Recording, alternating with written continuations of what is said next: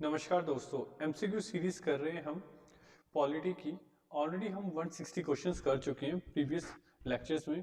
आज वाले हम इस लेक्चर में करेंगे 161 से क्वेश्चंस। तो 161 क्वेश्चन कह रहा है, two independent states of India and Pakistan were created bye.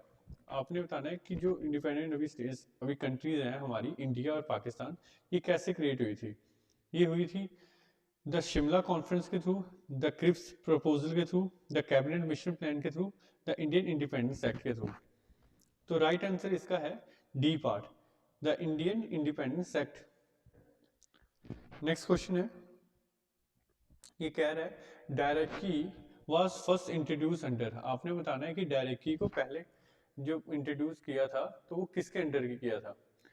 तो इसका जो राइट आंसर है वो है आपका B part, Montford reforms. Next question है, in which year parliament adopted the Indian constitution. आपने बताना है कि पार्लियामेंट ने कब अडॉप्ट किया इंडियन कॉन्स्टिट्यूशन को। तो इसका जो राइट आंसर है वो है 1950। 1950 में कब? 26 जनवरी 1950। तो 26 जनवरी 1950 को हमने इसे अडॉप्ट किया था, किसको? इंडियन कॉन्स्टिट्यूशन को। और मैं इसके साथ ये भी बताना चाहूंगा कि ये फॉर्म कब हुआ था। ये फॉर्म हुआ था आपका 26 नवंबर 1949। 26 नवंबर 1949 को ये फॉर्म हुआ था और हमारे कॉन्स्टिट्यूशन ने पार्लियामेंट में इसको अडॉप्ट किया था कब? 26 जनवरी 1950। नेक्स्ट क्वेश्चन है, which of the following is the biggest source of Indian constitution of India. आपने बताना है कि हमारा जो इंडियन कॉन्स्टिट्यूशन है वो ज़्यादा से ज़्यादा हमने कहाँ से बोरो किया हुआ है। तो इसका जो राइट आंसर है वो है आपका B part, the Government of India Act 1935। ये 75% अप्रोक्स हमने गवर्नमेंट ऑफ इंडिया एक्ट 1935 से बोरो किया है। जो पीछे 25% रह गया वो हमने डिफरेंट डिफरेंट कंट्री से बोरो किया हुआ है। उसकी ऑलरेडी मैंने जो प्रीवियस वाली वीडियो थी उसमें मैंने बताया था कि किस कंट्री से क्या क्या बोरो किया हुआ है।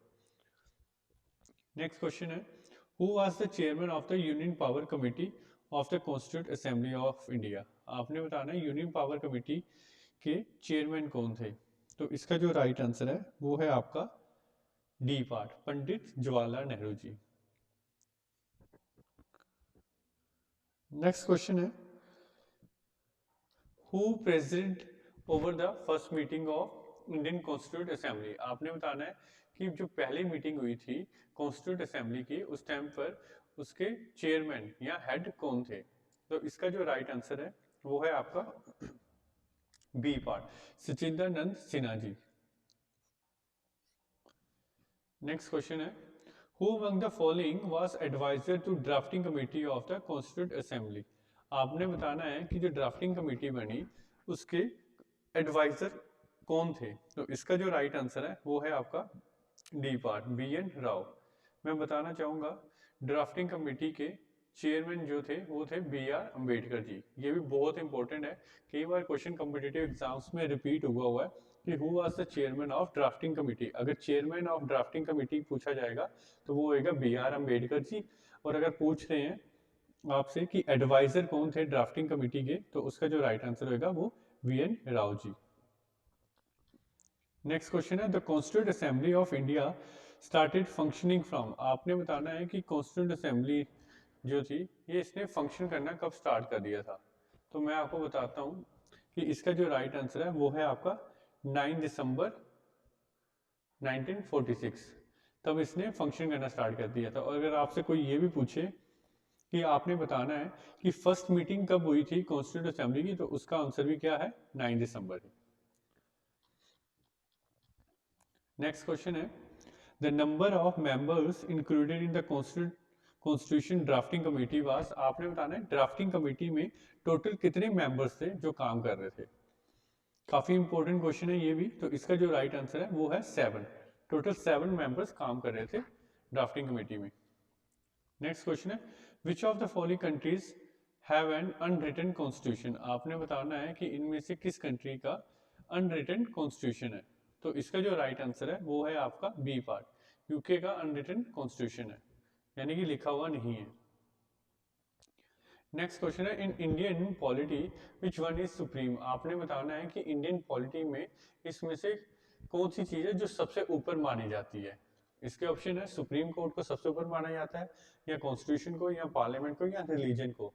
तो राइट आंसर इसका जो है वो है आपका बी पार्ट, कॉन्स्टिट्यूशन को सबसे ऊपर माना जाता है इंडियन पॉलिटी में।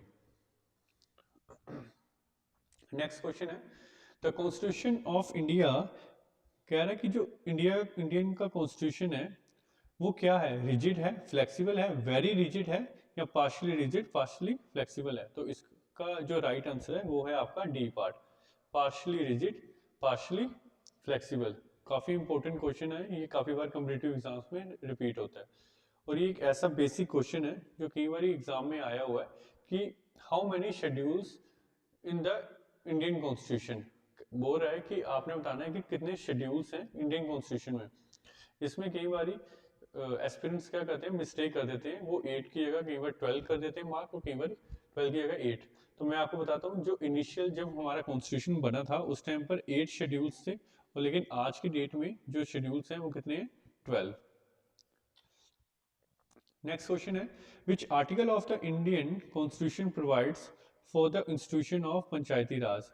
ये कह रहा है पंचायती राज के लिए इसमें से कौन सा आर्टिकल है जो प्रोवाइड किया गया है। तो इसका जो राइट आंसर है वो है आपका C part, article 40। Next question है, how many total parts of the Indian constitution. ये कह रहा है कि इंडियन कॉन्स्टिट्यूशन में टोटल कितने पार्ट्स हैं।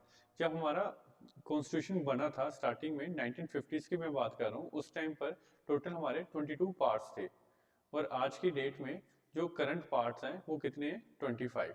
तो ये आज के हिसाब से पूछ रहे हैं, तो आज हमारे 25 पार्ट्स हैं, और उस टाइम पे हमारे 395 आर्टिकल्स थे, और आज की डेट में 440 के आसपास हमारे अप्रोक्स आर्टिकल्स हैं। तब हमारे पास 8 शेड्यूल्स थे, और आज की डेट में हमारे पास 12 शेड्यूल्स हैं। नेक्स्ट क्वेश्चन है, directive principle of state policy are in which part of the constitution. ये कह रहा है जो डीपीएसपी है वो किस पार्ट में है हमारे कॉन्स्टिट्यूशन के। काफी इंपॉर्टेंट क्वेश्चन है ये, काफी बार रिपीट हुआ हुआ क्वेश्चन। तो इसका जो राइट आंसर है वो है आपका पार्ट 4। जो डीपीएसपी है वो पार्ट 4 में है। मैं बताना चाहूंगा जो पार्ट 3 है इसमें हमारे आते हैं फंडामेंटल राइट्स। काफी इंपॉर्टेंट है ये भी, ये कई बार एग्जाम में रिपीट होता है कि अगर आपसे पूछे जाए कि फंडामेंटल राइट्स किस पार्ट में आते हैं, तो वो आते हैं पार्ट 3 में, और पार्ट 4 में आते हैं हमारे डीपीएसपी यानी directive principle of state policies, और पार्ट 4A में आते हैं आपके फंडामेंटल ड्यूटीज। ये भी काफी इंपॉर्टेंट है, ये भी आपसे पूछा जा सकता है। और इसके अलावा पार्ट 2 में आपके आते हैं सिटीजनशिप से रिलेटेड सारे के सारे आर्टिकल्स।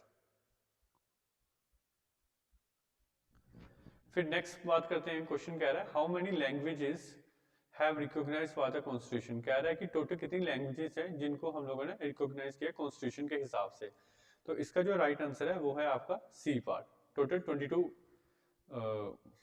लैंग्वेजेस हैं जिनको रिकॉग्नाइज किया कॉन्स्टिट्यूशन है। नेक्स्ट क्वेश्चन है, ये कह रहा है कि the article of the constitution of India which deals with the DPSP. कह रहा है कि directive principle of state policy में आपने बताना है कि आर्टिकल कहां से लेके कहां तक डील करता है। तो इसका जो राइट आंसर है वो है आपका आर्टिकल 36 से लेके 51 तक।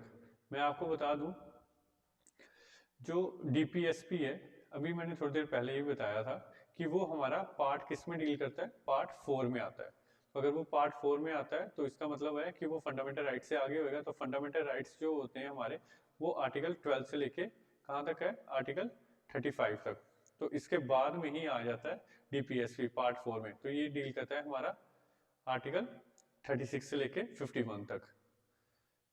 नेक्स्ट क्वेश्चन है, ये कह रहा है the article of the constitution of India which deals with fundamental right. हाँ, ये अब नेक्स्ट क्वेश्चन यही पूछ रहा है कि फंडामेंटल राइट्स है वो आर्टिकल कहाँ से लेके कहाँ तक डील करते हैं। अभी मैंने पहले ही बताया कि आर्टिकल 12 से लेके आर्टिकल 35 तक।